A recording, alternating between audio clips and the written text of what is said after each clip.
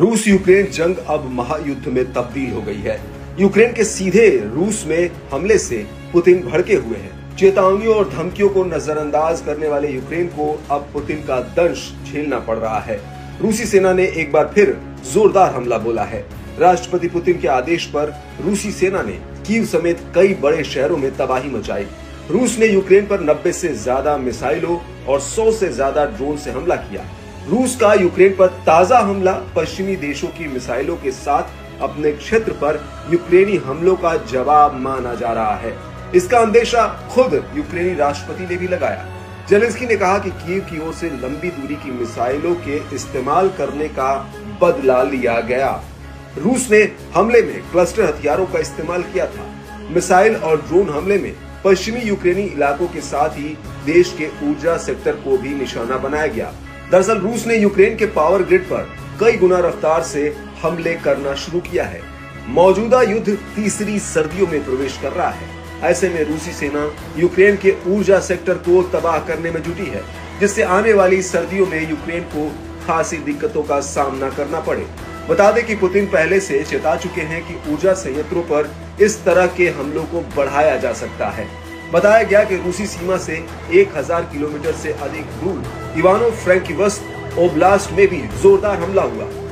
यहाँ रूसी सेना ने एक महत्वपूर्ण बुनियादी ढांचे को अपना शिकार बनाया। इस बीच यूक्रेन के ऊर्जा मंत्री ने रूस की ओर से किए गए ताजा हमलों पर बड़ा अपडेट दिया है।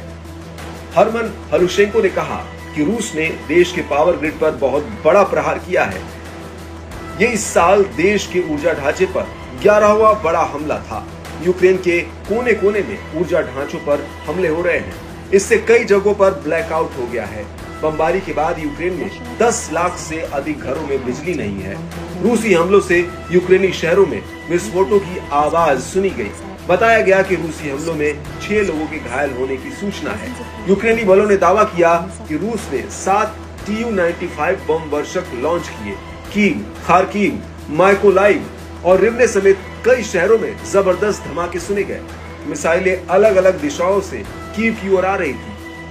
हालांकि यूक्रेनी बलों ने दावा किया कि सभी हवाई लक्ष्यों को मार गिराया गया। एक्सपर्ट्स का मानना है कि दोनों ही पक्ष अमेरिका के नवनिर्वाचित राष्ट्रपति डोनाल्ड ट्रंप के शपथ ग्रहण से पहले मजबूत स्थिति में आने की कवायद में जुटे हैं। वहीं यूक्रेनी अधिकारियों ने अंदेशा जताया कि रूस सर्दियों से पहले ऊर्जा संयंत्रों को निशाना बनाने के लिए क्रूज और बैलिस्टिक मिसाइलों को स्टोर कर रहा है। दावा है कि इसमें उत्तर कोरिया के हथियार भी शामिल हैं, ताकि यूक्रेनी शहरों और बुनियादी ढांचे पर बड़े पैमाने पर हमले किए जा सके। इस बीच पुतिन ने फिर धमकाते हुए कहा कि अगर यूक्रेन पश्चिमी देशों की मदद से परमाणु ताकत हासिल कर लेता है तो रूस यूक्रेन के खिलाफ सभी हथियारों का इस्तेमाल करेगा। साथ ही रूस कीव में निर्णय लेने वाले केंद्रों को निशाना बनाने के लिए अपनी नई ओरेस्निक हाइपरसोनिक मिसाइल तैनात कर सकता है। खास बात है कि रूस ने 33 महीने के युद्ध के दौरान यूक्रेन के सरकारी संस्थानों पर हमला करने से परहेज किया है। वहीं हालिया हमलों से बौखलाए जेलेंस्की ने पश्चिमी देशों के सामने चिंता जताई है। इससे पहले उन्होंने नेटो और पश्चिमी देशों से मदद की गुहार लगाई थी। वहीं रूसी हमलों पर अमेरिकी राष्ट्रपति जो बाइडेन की भी प्रतिक्रिया सामने आई है। बाइडेन ने यूक्रेन के खिलाफ रूस के रात भर के हवाई हमले को भयावह और अपमानजनक बताया है। साथ ही कहा कि यूक्रेनी लोगों के लिए मेरा संदेश साफ है, अमेरिका आपके साथ खड़ा है।